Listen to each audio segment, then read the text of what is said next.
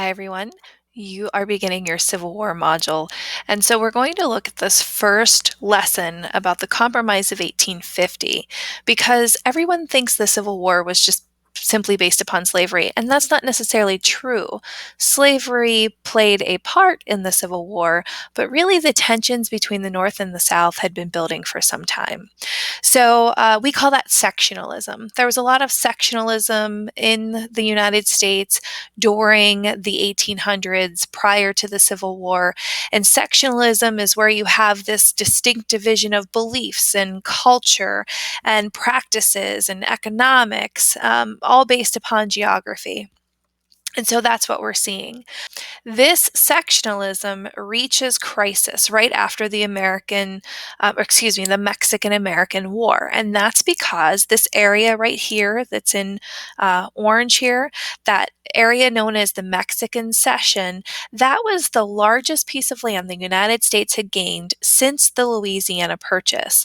And so with all of that land came the question of when that area became states, when that land became states, should they become free states or should they become slave states? So these are the three main players, if you will. These are the three important people whenever it comes to talking about this time of Mexican cession as well as, the Compromise of 1850.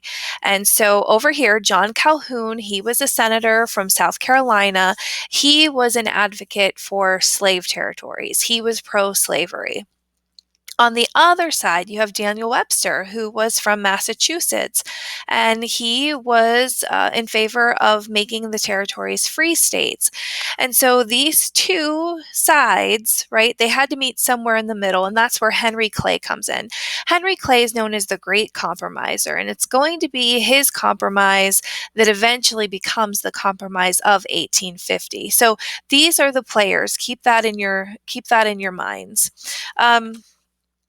Now, why was the balance of slave and free states, why was it such an important issue? Why was it debated? Why did anyone care? And I have that here, and I'll move myself because I'm taking up the space there. Right now, the free and slave states are in a balance, right? So they're truly equal. If you add the territory and make them slave states, well, then the scales tip in favor of slavery. If you make them free states, well, then the scales tip in favor of freedom or, abolishing slavery. And so, beyond the concept of slavery, though, is the power behind it. And I have this here so that you can look. It's the power to outlaw slavery, but beyond that, it's the power then if they can outlaw slavery, then they can outlaw other things or they can change tariffs to be in their favor. So this was, like I said, it wasn't just about slavery, it's about the power in government, that balance, those scales being tipped. So let me move myself back up here. Okay, in 1819, the United States was comprised of 22 states. 11 were slave states and 11 were free states. And then in 1820, there were two new states that were being considered to join the Union. One was Maine and one was Missouri. Both slave states and free states were concerned that the balance of power would shift if those states were added as either being a slave state or a free state. So, to avoid that outcome, the Senate came up with this compromise, and they said that Maine could be a free state and Missouri could be a slave state, and then that would keep the everything equal. So, to prevent future conflicts, both sides decided that there would be this imaginary line of latitude, right? This imaginary line drawn, and that would be your boundary for slavery. Everything north of that line could be free, everything south of that line could be slave states. And this seemed to satisfy both sides. Beyond that, it set a precedent that both sides could compromise, and that's important. Now, after the Compromise of 1820, Americans continued to expand westward. We saw in the last lesson that push westward was known as manifest destiny, right? That people felt so passionate about it, that it was America's destiny, right? It was God's way that we were going to expand to the west. Not every single American believed in manifest destiny, and certainly not every single American was in favor of manifest destiny. As a matter of fact, an entire political party, the Whigs, were against this type of expansion. The Whigs were led by Kentucky Senator Henry Clay, the Great Compromiser. He was famous for his role in the Missouri Compromise, if you recall. He strongly opposed westward expansion. The Whigs feared that new states would mean that there would be a spread of slavery and that the balance of power would become imbalanced. Although the Missouri Compromise set the practice or set the rules in place of how territories would be admitted to the Union on the basis of slavery or freedom, the provisions of the compromise would not work in practice. For example, what do you do with a territory that straddles the line, that imaginary line that was the Missouri Compromise? By the time manifest destiny became a popular term in the United States, there were already lots of Americans that were living in the West, specifically in the area of Texas. Remember, this was a Mexican territory, and the population had just exploded. Mexico had instituted a centralized form of government. The Americans that lived there were not in favor of that centralized form of government. And between 1835 and 1836, a large group of them revolted against this Mexican government. This became known as the Texas Revolution. By the end of it, Texas had established itself as an independent republic. The Mexican government refused to acknowledge its independence, though. And so there were conflicts with the Mexican government up until the 1840s. But soon after the Republic of Texas was established, a lot of the Americans favored becoming part of the Union. It seemed like the most logical step, the next step in separating Texas from Mexico. Now, even though most Texans supported annexation, both major political parties, were not in favor of it. Many Texas residents already owned slaves. And so, again, the conflict about slavery and tipping the scales, tipping that balance, was going to come to the forefront. Both parties wanted to avoid any kind of conflict. But by 1843, President John Tyler had become very much in favor of annexation. He was not affiliated with either major party. You see, he was vice president to William Henry Harrison, who died shortly after taking the oath of office. Tyler was not reelected as president, but his successor was James Polk. He decided that he was going to support Tyler's annexation attempts. So the war goes on for 2 years. The war ends in 1848 with the Treaty of Guadalupe Hidalgo. And under the treaty, Mexico was forced to give up not only that disputed territory, but much more around it. Now, they were paid $15 million by the United States.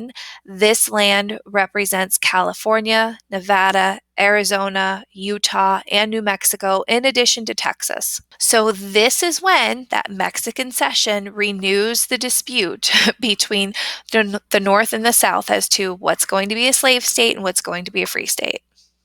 So something interesting happens after the war. After the war, you have some members of the Whig Party and some members of the Democratic Party that were both against slavery. They come together to join the Free Soil Party. Its sole existence was because they wanted to oppose slavery in these new territories. Martin Van Buren becomes their presidential candidate. And so when he runs for the presidency in 1848, right after this war ends, he wins enough votes to split the Democratic base, which means that war hero Zachary Taylor is going to become president because he had run on the Whig ticket. Now, the problem is, Taylor was a slave owner himself, but he was not in favor of bringing slavery to these new territories.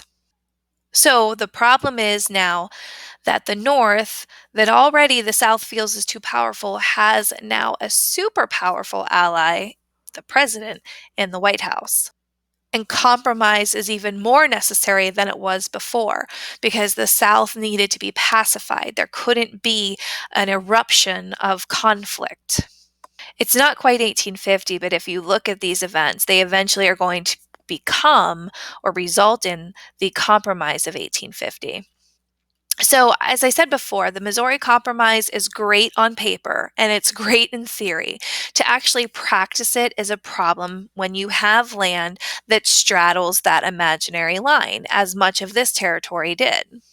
Also, Congressman David Wilmot creates what is called the Wilmot Proviso, that essentially says the people living in these areas should vote for slavery. We call that popular sovereignty. The people should decide, right? But passing the Wilmot Proviso would nullify then the Missouri Compromise. To complicate matters, President Tyler dies, which means that powerful ally the North had in the White House is no longer. Henry Clay attempts to pass a bill to make everyone happy, and John Calhoun, that senator from South Carolina, opposes Clay's bill. He doesn't want to give 1 inch. Knowing that there's a lot of opposition, Henry Clay was a smart fella. He decides that he's going to start working with Stephen Douglas. That should be a name that you're going to become familiar with because he runs against President Lincoln for the presidency eventually. So Clay and Stephen Douglas work together and they take Clay's first bill and they decide that they're going to break it up into 5 different parts. 5 different parts. And they were going to get each little part passed, one thing at a time, so that at the end, they were still getting what Clay originally wanted, but it wasn't going to be one big defeat for the South.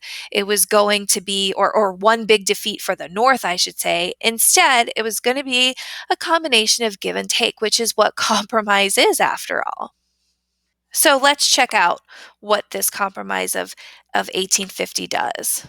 Okay, the first thing, these are the five things that occur. California is admitted to the Union as a free state. It goes all the way down through the Fugitive Slave Act. Because this is a video, I'm going to let you pause this so that you can take notes from it. But let me go through piece by piece of what's going on here.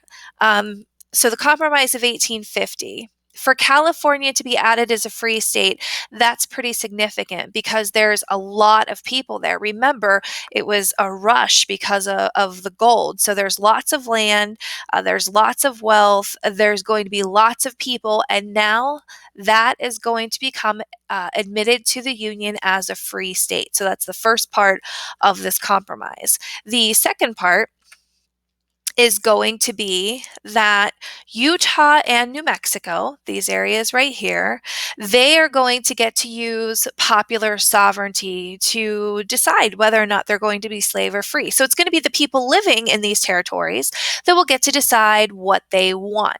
Now, this isn't the Wilmot Proviso, but it's very close to it, this concept of popular sovereignty. So the third provision is Texas. And simply put, any of the land that was above that Missouri Compromise line would no longer be part of Texas, and it would no longer, it would be a free state then. Um, Texas was going to remain a slave state, so they're breaking up this area known as Texas. The fourth provision deals with the nation's capital. Washington, D.C. was going to allow slavery, but any further slave trade was going to become illegal. So this is, again, a little bit of give and take. Slavery is still going to be allowed in this area. They're not, necessarily endorsing slavery. They're allowing it, but there will be no future slave trade. And this, with a compromise, you try to please both sides a little bit. Well, this made both the North and the South angry. So that was one thing the two sides could agree upon, is that they didn't like this part of the compromise. The fifth provision of the Compromise of 1850 dealt with the Fugitive Slave Act. So let me read a few things to you. Under the Fugitive Slave Act, any African American could be accused of being a runaway and captured. Any African American could be accused of that. The accused then would be brought before a federal commissioner. Unable to testify, the accused had no way to prove his or her case. A sworn statement asserting that the captive had escaped, or testimony from a white witness or witnesses, was all a court needed in order for the person to be sent south. Furthermore, commissioners had an incentive to rule in favor of the slaveholder. They received a $10 fee if they sided with the slaveholder, but only $5 if the decision went the other way. A person who refused to assist slave catchers capture the fugitives would be jailed.